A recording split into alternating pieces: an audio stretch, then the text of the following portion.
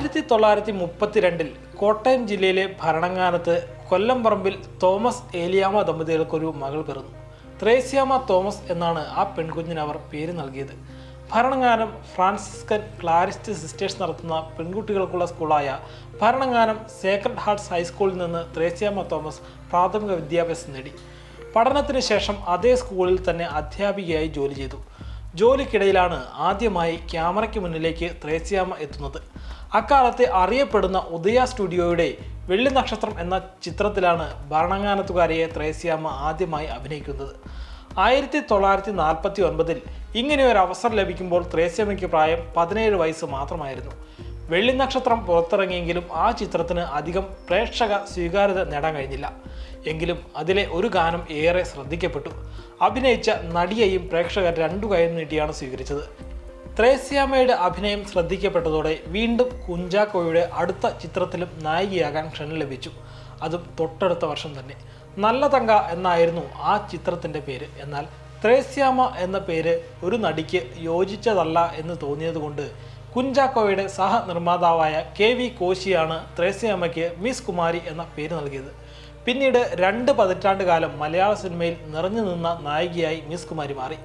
നല്ല തങ്ക എന്ന ചിത്രം അഗസ്റ്റിൻ ജോസഫിൻ്റെയും മലയാള ചലച്ചിത്രം അടക്കിവാണ ഹാസ്യ സാമ്രാട്ട് SP പിള്ളയുടെയും അരങ്ങേറ്റ ചിത്രമായിരുന്നു.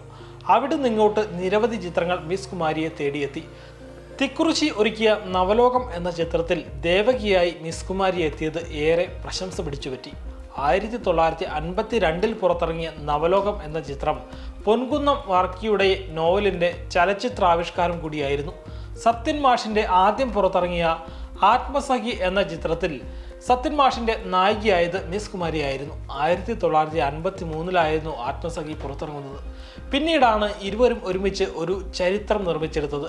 1954 പുറത്തിറങ്ങിയ നീലക്കുയിൽ എന്ന ചിത്രം രാഷ്ട്രപതിയുടെ അംഗീകാരത്തിനും അർഹത നേടി.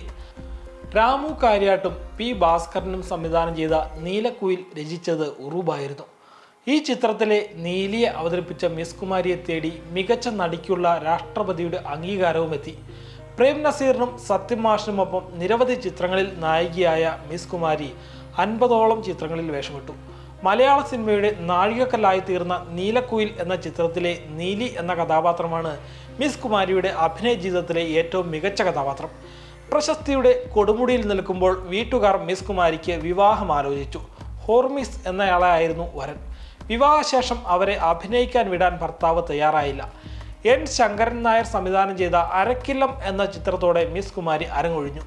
അഭിനയിക്കാൻ കഴിയാത്ത വിഷമവും ഏകാന്തതയും അവരെ തളർത്തി. അകാരണമായൊരു ഭീതി അവരെ വേട്ടയാടി. 3 മക്കൾ ജനിച്ചപ്പോൾ ആഹ്ലാദിക്കുന്നതിന് പകരം അവർ അന്താളിക്കുകയായിരുന്നു. തൻ്റെ കുട്ടികൾക്ക് എന്തെങ്കിലും ആപത്ത് വരുമോ എന്ന ഭയമായിരുന്നു കാരണം. ക്രമേണ മിസ് കുമാരി എന്ന നടിയെ ജനങ്ങൾ മറന്നു. അവരുടെ ജീവിതം ശോകമുഖമായി. തൻ്റെ സിനിമകളിലെ ദുഃഖപുത്രിയേക്കാൾ ദുഃഖം അവരുടെ മുഖത്തുണ്ടായിരുന്നു. സിനിമക്കാരോ മറ്റോ മിസ് കുമാരിയെ കാണാൻ ചെല്ലുന്നത് ഭർത്താവിന് ഇഷ്ടമല്ലാത്തതിനാൽ ആരും അങ്ങോട്ട് ചെല്ലാതായി.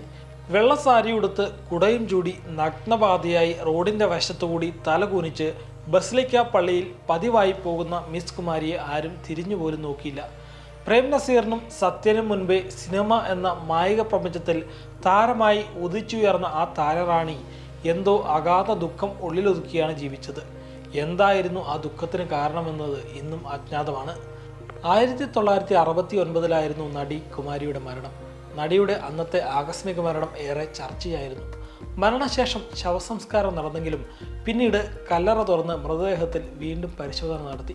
മരിച്ച് 1 വർഷം കഴിഞ്ഞാണ് കല്ലറ തുറന്ന് വീണ്ടും പരിശോധിച്ചത്. പോസ്റ്റ്മോർട്ടത്തിൽ കീടനാശിനിയിൽപ്പെട്ട ഓർഗാനോ ഫോസ്ഫറസ് എന്ന കൊടിയ വിഷത്തിൻ്റെ അംശം കണ്ടെത്തി. എന്നാൽ കൊലപാതകമാണോ ആത്മഹത്യയാണോ എന്ന് തെളിയിക്കപ്പെട്ടിട്ടില്ല. ഇന്നും ഈ സംഭവത്തിൽ ദുരൂഹതയുണ്ട്.